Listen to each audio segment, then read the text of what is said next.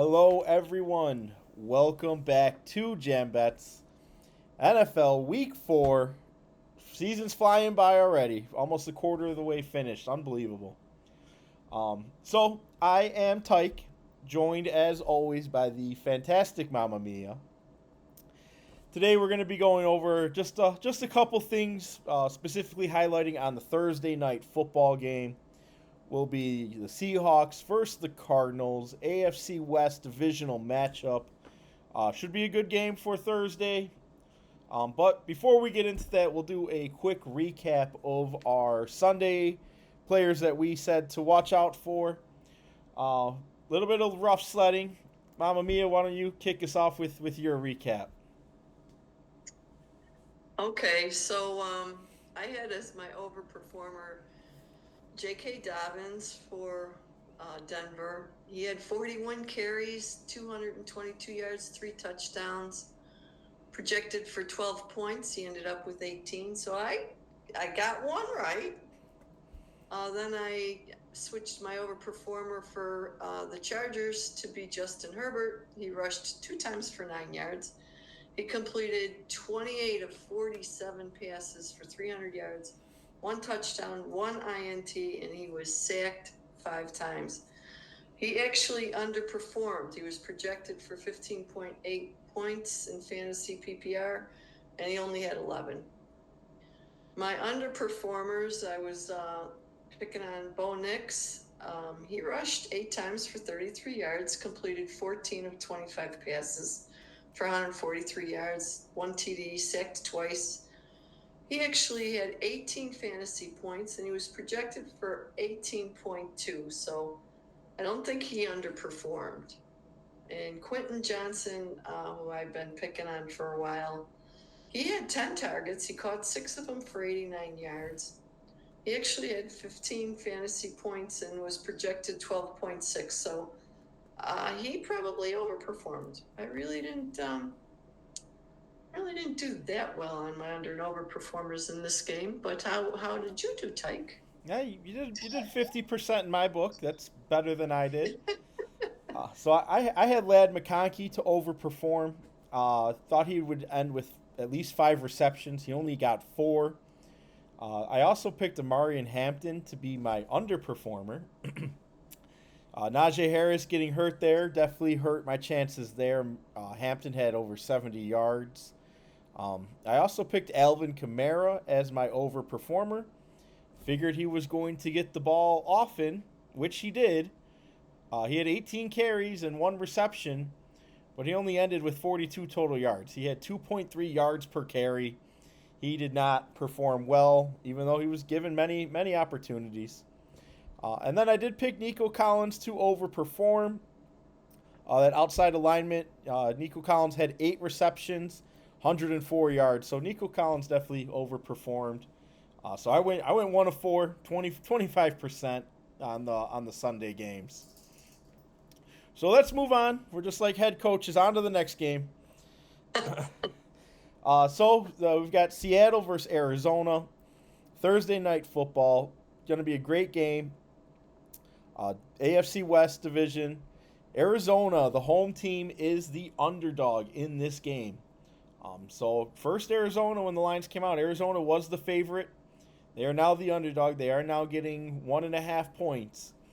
So I think that means people are betting on Seattle, and the lines are changing. The over-under is set at 43.5. So not expecting a very high-scoring game here. And looking at the past track record of these teams, specifically Arizona, they haven't been putting a lot of points on the board. Well, Mama Mia, why don't you talk us through what you're looking at for the game? Okay, so I'm going to go through my overperformers that I've picked. On Seattle, I'm going with Sam Darnold. He's projected to have 15.9 fantasy PPR points. His average so far for fantasy points is 15.9. We look at week 1 versus San Francisco, he had a measly 5.4. Then week 2, he went up to 19.8 versus Pittsburgh. Then week 3 versus New Orleans, he had 20.7. He's on the road again. It will be a hostile environment, but I think he's feeling pretty comfortable where he's at in Seattle. Arizona's defensive backs are thin. They're kind of banged up. Year to date, Sam has 4 TDs. He's completed 70.3% of his targets, of his attempts, and he's had 2 interceptions, but those were in week 1 versus San Francisco when he wasn't playing very well. So I like him. I think he should have a good game. I don't know. Maybe the bright lights will scare him, but I think he's rounding out to be a decent quarterback. For Arizona's overperformer, I'm looking at Trey McBride. He's projected to have 15.1 points. In week 1, he had 12 versus New Orleans. In week 2, he had 13 versus Carolina. And in week 3, he had 15 versus San Francisco. So he's been kind of going up every week, too. His average is 13.7 over those 3 weeks. I think Arizona is going to have to throw this ball. Arizona is getting 1.5 on the line. Is that correct? So this is going to be, it might be a close game, and I think Arizona will be behind. And it seems to me that McBride is the only person able to consistently catch passes in Arizona. I don't know what's going on. I don't think they changed the ball and throw different balls to Marvin Harrison, but I don't know what the story is there. Something's going on. You want me to do my underperformers now? Well, I only have two total players, so I'll do an overperformer, then I'll tally after you for my underperformer. Perfect. So my overperformer, I'm gonna take Trey Benson. I don't think he's gonna be able to do much on the ground. I'm looking at Trey Benson's receiving totals of what he has out there. He's projected to only have 20 receiving yards. I'm looking at him to beat that. Last year, Benson only had 6 receptions on the season. This year, he already has 8. And it's only in a 3-game span. I get that. I also picked Alvin Kamara as my overperformer last week, trying to pick on Seattle's run defense. And they shut him down. So I'm not taking Trey Benson to have a good rushing week. Just learned that one the hard way. However, I was looking a little bit further into the Seahawks defense, specifically against the pass. So the Seahawks are allowing the most receiving yards to running backs so far this year. They're allowing 78 yards of receiving yards to running backs on average so far this season. So I'm gonna put the faith that Trey Benson, maybe they were gonna plan to use him as some sort of change of pace back based on the amount of receptions he has this year versus last. Might be a little bit easier to get those types of plays into the playbook. Short week notice with Connor being out. Maybe not a whole lot of time to get him acclimated to new types of run plays that maybe he hasn't practiced very often. But what it looks like, they've been using him heavy in the pass game. So I expect them to do that, and against a defense that's extremely susceptible to the running backs catching the pass. So I'm taking Trey Benson over 20 receiving yards on the game. Okay. And then, Mama, you said you have some underperformers. Who are you looking at? I'm going back to the running backs. I'm going to go with Seattle's Zach Charbonnet. I love that name. These names are wonderful. He's expected to have 8.6 fantasy points. He was out last week, and George Haloni filled in. He had 10 carries and did pretty good, 50 yards. So I'm thinking he's about the same kind of guy right now as Zach Charbonnet, and being a short week, maybe they just continue, especially if they're ahead. Not to stress. That was a foot injury for Zach. Not to stress that out. So it looks like George Haloni might get a little more work, and they might sit Zach for a little bit. He's just questionable now, though, so we'll see. Hopefully he doesn't re-injure it, which would really be bad. But so I'm looking for him to underperform. I'm gonna go with a lot of what you said. My underperformer for Arizona is Benson. For a lot of the reasons that you said, Seattle's defense is number 4 against the run, and he's going to be the one that's supposed to carry the rock. Arizona last week lost to San Francisco 15-16. San Francisco had a different. Purdy wasn't there. They've got a lot of injuries, so they just haven't been putting up the points like you said. And then last year, in the division rivalries, every San Francisco, Seattle, and the Chargers, not the Chargers, San Francisco, Seattle, and who's the other one? The Rams. Only Seattle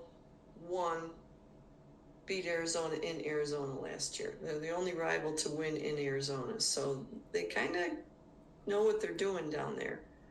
I also think that that Connor's shoes were huge. They're going to be a big gap in this offense without him. I might be wrong, but I don't see Benson coming out of the gate here.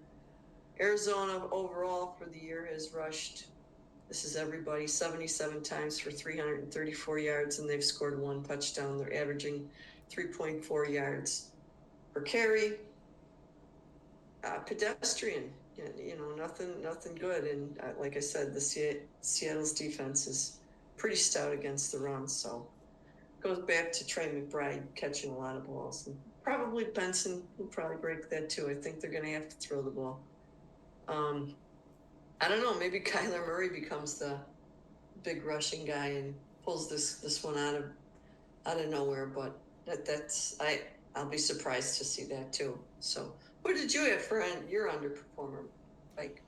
So my underperformer, I'm taking an Arizona wide receiver. I'm taking Michael Wilson. He's projected to have 26 receiving yards, 25.5. I don't think he gets there. So far this season, Michael Wilson has steadily declined game after game, which isn't saying much because he hasn't done much so far this year either. He's only had 1 reception and most 11 yards in his best game so far this year. So I don't know why his projection is 25.5 when he is not doing much with the ball anyway. And then on top of that, his amount of time on the field is also decreasing. His route share has decreased from 81% to 75% since week 1 to week 3. So when he is on the field, he's run blocking. And then his target share, his targets are decreasing as well. His target share last week was 9%. So he's not getting the ball thrown his way often either. Now, I do agree Arizona will likely be in a situation to be throwing the ball. But I don't think it's going to come to him. Wilson will be an outside aligned wide receiver. And Seattle allows the 4th fewest yards per game and the 5th fewest yards per route ran to opposing wide receivers at outside alignment. So I'm not counting on Michael Wilson to do anything beyond what he's done so far this year. Divisional matchup, tough matchup for his position, his alignment, and he's underperformed so far. I'm not really expecting him to take that big of a leap compared to what he has been doing. Yeah, that's too bad because last year I thought he had some promise. I was kind of watching him on the waiver wires, and I don't know. Arizona just has some real deep problems. I think I don't know what's going on there. Yeah, him and Marvin Harrison must have been practicing all off season together or something. Well, Mamma Mia, you have anyone or anything you're looking at of who you think is going to win, or maybe cover the spread, or maybe any other player you're looking at? I kind of wrote down Torrey Horton from Seattle as maybe a sleeper. He hasn't really done much. I don't know. I think they might just have this one wrapped up pretty early, but I've been wrong every time I said that this year. So hopefully we get a better game out of it than what I'm expecting. I do think Seattle is going to cover the spread, and I do think it's going to be under the 43.5. I'm going to take Arizona. They're getting the points at home typically being at home is worth 3 points. So I'm going to take Arizona and the points. I think the home favorite, divisional game. I think that goes a long way. Another player I'd maybe watch out for who's really sneaking up on my radar is maybe a fantasy blue chip here is JSN. JSN has been lights out so far this year. Him and Darnold, they really seem to have a good connection. JSN has had 5+ receptions and 96 yards in every game so far this year. He has more than 18 fantasy points per game. He is very quietly a very highly rated fantasy aspect. He's also, not to go too far into the numbers here, but he is the first read 50% of every route he runs. He is leaps and bounds above every other wide receiver who's consistently on the field at that.